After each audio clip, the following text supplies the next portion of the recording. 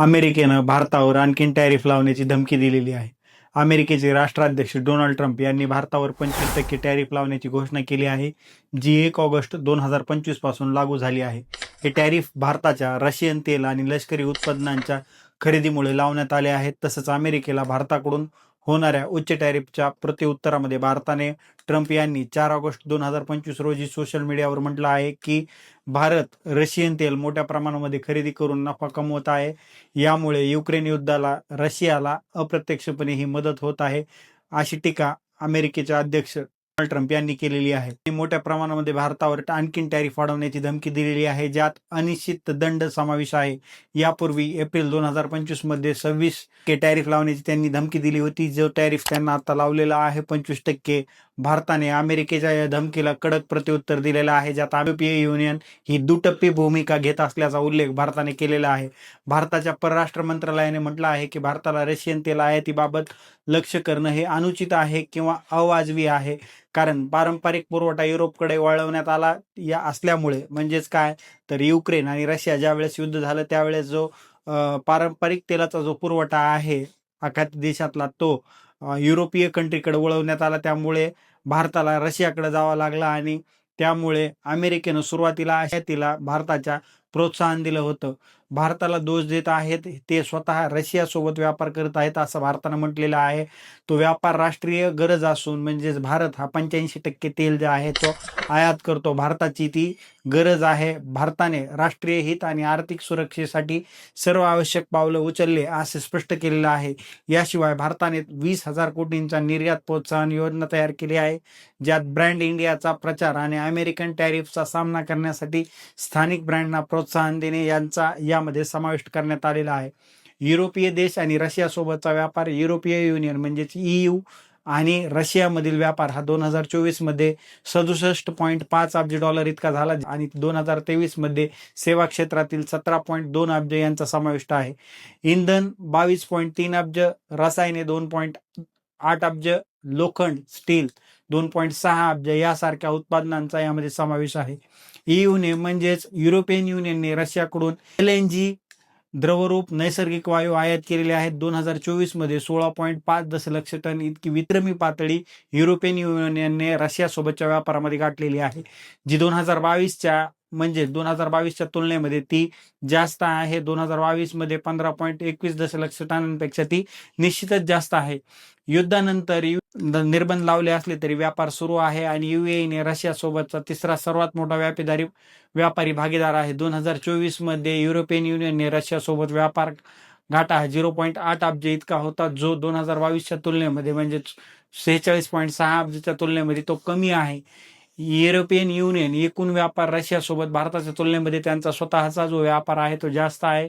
ऊर्जा, खत, खाण उत्पादन, रसायन आणि यंत्रसामग्री यांचा त्याच्यामध्ये मोठ्या प्रमाणामध्ये समावेश आहे. भारत आणि रशियासोबतचा व्यापार म्हणजेच काय, भारत आणि रशिया यांच्यामधील जो व्यापार आहे तो 2024-25 फायनान्शियल इयर 2024-25 म्हणजे 68.7 अब्ज इतका विक्रमी पातळीवर गाठला गेला किंवा तो एवढ्या प्रचंड मोठ्या प्रमाणामध्ये झाला, जो महामारीपूर्वी 10.1 अब्जच्या तुलनेमध्ये म्हणजेच 5.8 पट जास्त आहे. यात मुख्य भारताने या सगळ्या व्यापारामध्ये मुख्यतः तेल आयात केलेलं आहे, जी युक्रेन युद्धानंतर भारताच्या एकूण तेल आयातीच्या 35 ते 40% इतकी झाली आहे. यापूर्वी भारताची रशियासोबत जी तेलची आयात होती ती 0.2% इतकी होती.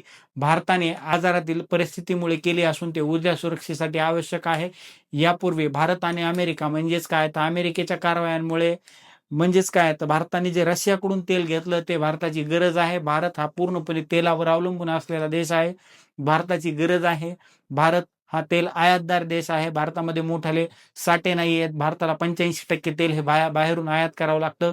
त्यामुळे पारंपरिक तेलाचे जे स्रोत आहेत ते वळवल्यामुळे भारताला रशियाकडे वळावं लागलं आणि सुरुवातीच्या काळामध्ये या तेलाच्या किमती स्थिर राहण्यासाठी रशियाकडे तेल खरेदीला युरोपीय देशांनी किंवा अमेरिकेनं याला प्रोत्साहन दिलेलं होतं, परंतु आता अमेरिका दुटप्पी भूमिका घेताना दिसत आहे. अमेरिकेनं नेहमीच भारतावर वेगवेगळ्या प्रकारे वेगवेगळी आव्हानं समोर उभा केलेली आहेत. 1962 म्हणजेच काय तर भारत आणि चीन युद्धामध्ये USनं दबाव आणला, परंतु काश्मीरच्या मुद्द्यावर अमेरिकेने भारताला लष्करी मदत पुरवली, पण त्यानंतर ब्रिटनसोबत मिळून भारतावर पाकिस्तानशी काश्मीरबाबत बोलणी करण्यासाठी त्यांना दबाव टाकला. याच्यामध्ये 6 फेऱ्या चर्चा झाली, पण प्रगती झाली नाही. अमेरिकेच्या या दबावामुळे भारताची राजकीय स्थिती त्यावेळेस अडचणीत आली. अमेरिकेनं पाकिस्तानला दुसरी आघाडी उघडण्यापासून रोखलं होतं, पण काश्मीरच्या मुद्द्यावर काश्मीरसाठी नुकसान भरपाई मागितली होती. 1965 मध्ये भारत आणि पाकिस्तान यांच्यामध्ये काश्मीरवर विवाद झाला. अमेरिकेनं या युद्धामध्ये हस्तक्षेप केला, ज्यात पाकिस्तानला लष्करी मदत पुरवली. त्यावेळेस रशियाने भारताला मदत केलेली होती, हे आपल्याला विसरून चालणार नाही. युद्ध संपुष्टात आलं, परंतु त्यावेळेस अमेरिकेच्या भूमिकेमुळे भारत आणि पाकिस्तान संबंध जे आहेत ते अधिक ताणले गेले. अमेरिका सोव्हिएत युनियनसोबत मध्यस्थी करू लागला. हे दुसरे भारत पाकिस्तान युद्ध होतं, ज्यात अमेरिकेच्या भूमिकेने भारताला राजनैतिक अडचणीमध्ये मोठ्या प्रमाणामध्ये वाढ केलेली होती. 1971 मध्ये भारत आणि पाकिस्तान युद्ध म्हणजेच काय तर बांगलादेश मुक्ती संग्राम. अमेरिकेनं पाकिस्तानला जोरदार त्यावेळेस सुद्धा पाठिंबा दिलेला होता, ज्यात राष्ट्राध्यक्ष रिचर्ड निक्सन आणि हेनरी किसिंजर यांनी भारताच्या विरोधात भूमिका घेतलेली होती. अमेरिकेनं 7वी फ्लीट बंगालच्या उपसागरामध्ये पाठवली होती, ज्यामुळे भारतावर लष्करी दबाव निर्माण झाला होता. पाकिस्तानातील नरसंहार आणि शरणार्थी संकट असताना देखील अमेरिकेनं भारताला मदत नाकारली होती आणि सैन्य तुकडी पाठवून भारताला धमकावले होते. हे भारतासाठी सर्वात मोठे राजकीय आणि लष्करी आव्हान होते. 1998च्या अणुचाचणी दरम्यान भारतावर निर्बंध लावले होते, न्यूक्लिअर सँक्शन्स. भारताच्या अणुचाचण्यानंतर अमेरिकेनं कठोर आर्थिक आणि लष्करी निर्बंध लावले होते, ज्यामुळे भारताची अर्थव्यवस्था आणि संरक्षण क्षमता ही प्रभावित झालेली होती. हे शीतयुद्धानंतरचे प्रमुख उदाहरण आहे, ज्यात अमेरिकेनं भारताच्या अणुकार्यक्रमावर टीका केली होती आणि त्यामुळे भारत अमेरिका हे संबंध त्या काळामध्ये बिघडले होते. व्यापार आणि राजकीय वाद अमेरिकेसोबत, तर अमेरिकेनं स्टील आणि ॲल्युमिनियम आयातीवर शुल्क लादलं, ज्यामुळे भारताने प्रत्युत्तर दिले आणि WTO मध्ये 7 वाद निर्माण झाले. हे वाद 2023 मध्ये सोडवले गेले, पण त्यामुळे भारताच्या कृषी आणि औद्योगिक क्षेत्रांना तात्पुरतं नुकसान झालेलं होतं. 2025 मध्ये ट्रम्प प्रशासनाने भारतावर 25% शुल्क लादले, ज्यामुळे व्यापारी संबंध ताणले गेले आहेत आणि भारताच्या निर्यातीला याचा धक्का बसलेला आहे. दुसरीकडे भारत आणि रशिया संबंध चांगले आहेत. 2014च्या BBC वर्ल्डच्या सर्व्हिस पोलनुसार 85% रशियन लोक भारताकडे सकारात्मक दृष्टिकोनातून पाहतात, तर भारतीय देखील रशियाला सर्वात विश्वासू भागीदार समजतात.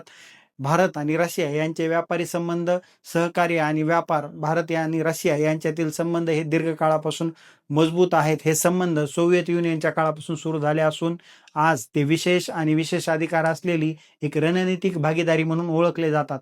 रशियाने भारताला राजकीय, लष्करी आणि तांत्रिक क्षेत्रात मोठं सहकार्य केलेलं आहे. पैलू म्हणजेच काय तर ऐतिहासिक आणि रणनीतिक सहकार्य हे रशियाने मोठ्या प्रमाणामध्ये रशिया आणि भारत यांच्यामध्ये झालेलं आहे. राजकीय आणि समारंभिक संबंध 2000 मध्ये भारत रशिया रणनीतिक भागीदारी करार झाला, जो 2010 मध्ये विशेष अधिकार असलेली रणनीतिक भागीदारी म्हणून उन्नत करण्यात आला, अपग्रेड करण्यात आला. दोन्ही देश संयुक्त राष्ट्र, G20, ब्रिक्स आणि SCO सारख्या बहुपक्षीय व्यासपीठावर जुळवून घेतात, एकूण एकाला सहकार्य करतात.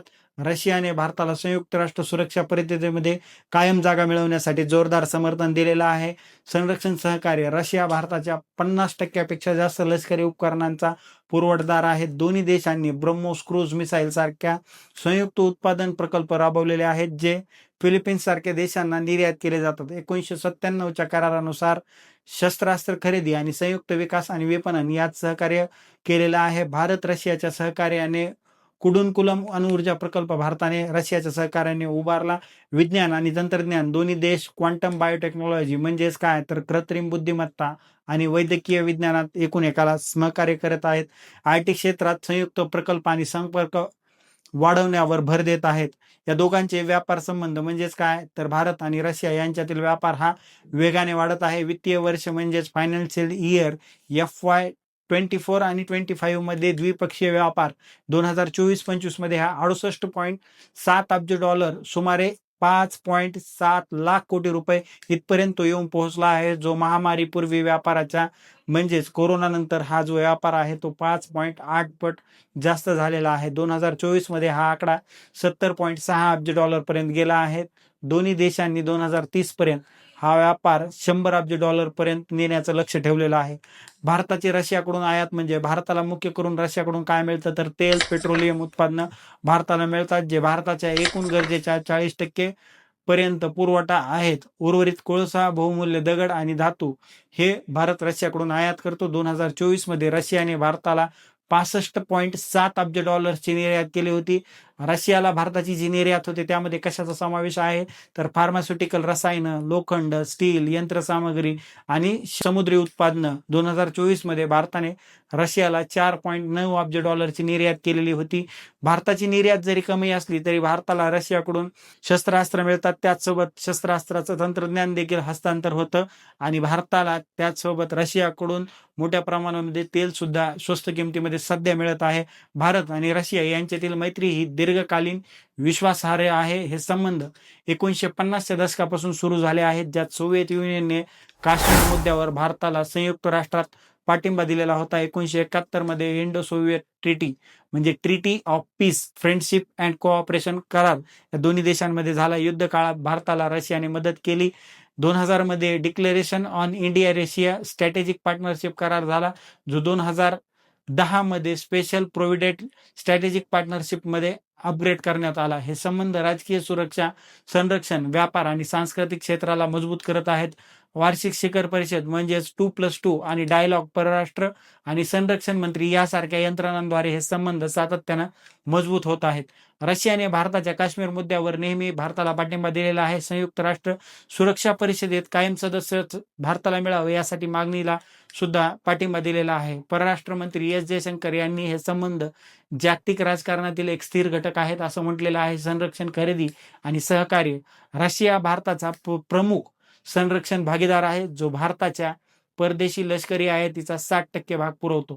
मुख्य संरक्षण करार आणि खरेदी यात समाविष्ट आहेत ब्रह्मोस क्रूज मिसाईल, संयुक्त विकास आणि उत्पादन, एक A203 असॉल्ट रायफल नॅक मेक इन इंडिया अंतर्गत भारतात उत्पादन केले जाते. S-400 मिसाईल डिफेन्स सिस्टीम जी आहे ती भारताला रशियाकडूनच मिळालेली आहे.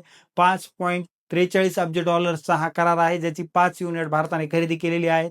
इतर प्रमुख खरेदी T-19 टँक सारखे Su-30 MKY विमानं, MiG-29 फायटर, Kamo-31 हेलिकॉप्टर आणि INS विक्रमादित्य एअरक्राफ्ट कॅरियर जे आहे ते दोन्ही देश संयुक्त उत्पादन आणि तंत्रज्ञान हस्तांतरित करत आहेत, ज्यात मेक इन इंडिया अंतर्गत स्पेशल पार्ट उत्पादन सामील आहे. 1997च्या करारानुसार हे सहकार्य शस्त्र खरेदी, संयुक्त विकास आणि विपणन यावर केंद्रित आहेत. भारत आणि अमेरिका यांच्यातील संबंध नेमके कसे आहेत आपण आता पाहिलं की रशिया आणि भारताचे जे संबंध आहेत ते कशा प्रकारचे आहेत. आता आपण पाहू भारत आणि अमेरिका यांच्यातील जे संबंध आहेत ते कसे आहेत. भारत अमेरिका व्यापार कसा आहे. भारत आणि अमेरिका यांच्यातील संबंध आर्थिक, संरक्षण, तंत्रज्ञान आणि जागतिक रणनीती या क्षेत्रामध्ये मजबूत आहेत. हे संबंध दोन्ही देशांसाठी फायदेशीर आहेत, ज्यात चीनच्या वाढत्या प्रभावाला प्रतिसाद देणं आणि जागतिक स्थिरता सुनिश्चित करणं यांचा समावेश आहे. अमेरिकेसाठी भारताचे महत्त्व म्हणजेच अमेरिकेला भारत का महत्त्वाचा आहे तर भारताला अमेरिकेची का गरज आहे तर भारताला अमेरिकेची गरज असण्याचं मुख्य कारण म्हणजे आर्थिक विकास, संरक्षण, आधुनिकीकरण आणि जागतिक रणनीतिक दृष्टिकोनातून आहे. भारताला तंत्रज्ञान, व्यापार आणि सुरक्षिततेच्या क्षेत्रात मजबूत करण्यास हे संबंध करतात. आर्थिक संधी आणि व्यापार वाढ, अमेरिका भारतासाठी सर्वात मोठा निर्यातदार आहे, ज्यामुळे भारताच्या अर्थव्यवस्थेला मोठा फायदा होतो. भारताने अमेरिकेत सुरू केलेल्या इंडो पॅसिफिक इकॉनॉमिक फ्रेमवर्क म्हणजेच IPEFच्या 3 स्तंभामध्ये भाग घेतलेला आहे, ज्यामुळे आर्थिक सहकार्य वाढलेले आहे. संरक्षण क्षमता आणि विकास, अमेरिकेनं भारताला मेजर डिफेन्स पार्टनर म्हणून मान्यता दिलेली आहे, ज्यामुळे संरक्षण, तंत्रज्ञान आणि बुद्धिमत्ता शेअरिंग शक्य होते. या करारांमुळे भारताच्या संरक्षण यंत्रणेला मजबूत करण्यात मदत मिळते. उदाहरणार्थ MQ-9B रिपीट सारख्या प्रगत ड्रोन खरेदीमुळे भारताची निरीक्षण क्षमता ही वाढलेली आहे. तंत्रज्ञान आणि नवोन्मेष म्हणजेच काय, इनिटिव्ह आणि क्रिटिकल आणि एमर्जिंग टेक्नॉलॉजी म्हणजेच ICET यासारख्या उपक्रमांमुळे भारताला कृत्रिम बुद्धिमत्ता आणि सेमीकंडक्टर आणि अवकाश संशोधनात अमेरिकेचा प्रगत तंत्रज्ञानाचा फायदा मिळतो. हे भारताच्या विकासासाठी आवश्यक आहेत. जागतिक रणनीतिक प्रभाव म्हणजेच काय तर क्वाड सारख्या व्यासपीठांद्वारे भारत अमेरिकेसोबत इंडो पॅसिफिक क्षेत्रात चीनच्या प्रभावाला प्रतिसाद देतो, ज्यामुळे भारताची जागतिक भूमिका मजबूत होते. अमेरिकेसाठी भारत महत्त्वाचा का आहे आणि अमेरिकेसाठी भारत एक महत्त्वपूर्ण भूराजकीय भागीदार आहे. मुख्यतः चीनच्या वाढत्या प्रभावाला रोखण्यासाठी जागतिक स्थिरतेच्या दृष्टिकोनातून भारताची लोकशाही परंपरा आणि वाढती अर्थव्यवस्था अमेरिकेच्या हितसंबंधांना पूरक आहे. चीन विरोधात संतुलन ठेवण्यासाठी भारत अमेरिकेसाठी इंडो पॅसिफिक क्षेत्रात चीनच्या वर्चस्वाला रोखण्यासाठी एक मजबूत प्रतिसाद आहे. भारताची भौगोलिक स्थिती, लोकसंख्या आणि अर्थव्यवस्था यामुळे अमेरिका चीनच्या उत्पादन क्षेत्रापासून डिरिस्किंग करू शकतो. सामायिक लोकशाही मूल्य, भारत ही जगातील सर्वात मोठी लोकशाही आहे जी अमेरिकेच्या मूल्याशी जुळते आणि नियम आधारित आहे. आंतरराष्ट्रीय व्यवस्थेला समर्थन देते. संबंध, अमेरिकेला ग्लोबल साऊथमध्ये नेतृत्व करण्यास मदत करते. आर्थिक आणि नवोन्मेष भागीदारी, भारताची वाढती अर्थव्यवस्था आणि कुशल मनुष्यबळ अमेरिकेला जलवायू बदल आणि सायबर धोक्यासारख्या जागतिक आव्हानांना सामोरं जाण्यात मदत करते. भारत अमेरिकेसाठी एक मोठा बाजार आहे आणि भागीदार आहे, ज्यामुळे आर्थिक सहकार्य वाढते. जागतिक स्थिरता, भारत अमेरिकेला आशियात बहुपक्षीय संतुलन राखण्यात मदत करतो, ज्यामुळे कोणत्याही एका देशाचं वर्चस्व टाळता येतं. काउंटरिझम आणि इंडो पॅसिफिक स्थिरतेसाठी ही भागीदारी एक महत्त्वपूर्ण आहे. आता तुम्हाला ही सगळी माहिती नेमकी कशी वाटली हे आमच्या या यूट्यूबच्या कमेंट बॉक्समध्ये कमेंट करून नक्की कळवा आणि आमच्या या व्हिडिओला जास्तीत जास्त लाईक करा, शेअर करा आणि सगळ्यात महत्त्वाचं सबस्क्राईब करायला विसरू नका.